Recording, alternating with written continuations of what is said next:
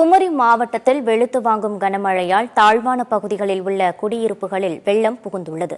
நாகர்கோவிலில் நடைபெறும் மீட்பு பணிகளை மாநகராட்சி மேயர் மகேஷ் மேற்கொண்டார். அவருடன் நமது செய்தியாளர் விமலா நடத்திய கலந்துரையாடலை தற்போது பார்க்கலாம்.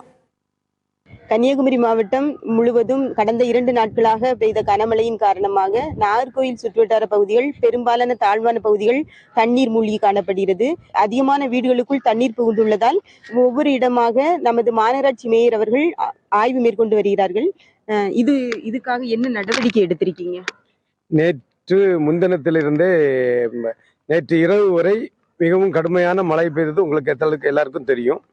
அதிகாரிகள், மாநகராட்சி அதிகாரிகள் அத்தனை பேரும் களத்தில் நின்று கொண்டிருக்கிறார். இன்று கூட காலையில் நேற்று இரவு கூட நம்முடைய இந்த வீடை சூழ்ந்திருக்கக்கூடிய தண்ணீர் சூழ்ந்திருக்கக்கூடிய அந்த மக்களை பாருங்க படகு மூலமாக வெளியேற்றி அவர்களை முகாம்களில் தங்க வைத்து அவர்களுக்கு உணவு, அடிப்படை தேவைகளை எல்லாம் செய்து கொண்டிருக்கின்றோம். இன்று காலையில் சில பேர் ஒரு சில பேர் மட்டும்தான் இந்த மீனாட்சி கார்டன் இருந்து வரல. அவங்களுக்கும் உணவுகளை வழங்கி கொண்டிருக்கிறார்கள். தீயணைப்பு துறையை சார்ந்தவர்கள் படகுகளில் சென்று வழங்கி கொண்டிருக்கின்றார்கள். அதன் பிறகு இங்கே தண்ணி வரக்கூடிய ஒரு ஓடை பெரிய உடைவு ஏற்பட்டது. அது நேற்று இரவுக்குள்ளாக மணல் மூடைகளை அடுக்கி நேற்றே உடனே அந்த தண்ணீர் வரத்தை குறைத்து, அதன் காரணமாகத்தான் இங்கு தண்ணீர் வரத்து குறைவாக இருக்கிறது. நல்ல நேரம், மழையும் நேற்று இரவிலிருந்து மழை பெய்யவில்லை. அதனால் மக்கள் பாதுகாப்பாக இருக்கிறார்.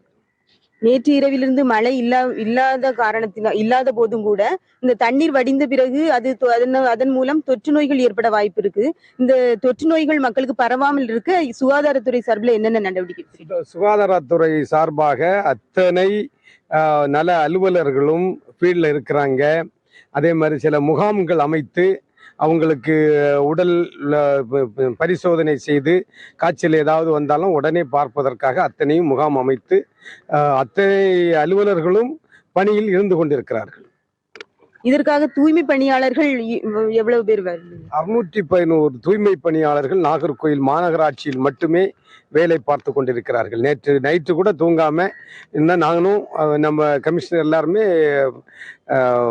கமிஷனர் ஆபீஸ்ல தான் இருந்துக்கிட்டு முழுக்க பணியில் ஈடுபட்டு கொண்டிருக்கிறார்கள். அதனால மழை இல்லாத காரணத்தினால நம்முடைய நாகர்கோவில் மாநகராட்சி, குறிப்பாக கன்னியாகுமரி மாவட்டம் பெரிய பேரிடப்பிலிருந்து கொஞ்சம் தவிர்க்கப்பட்டிருக்கிறது. அதிகமான நடவடிக்கைகள் துரிதமாக செயல்பட்டு வருவதன் காரணமாக இந்த பகுதிகளில் விரைவாக தண்ணீர் வடியும் என்று எதிர்பார்க்கப்படுகிறது. சத்தியம் செய்திகளுக்காக நாகர்கோவிலிருந்து விமலா.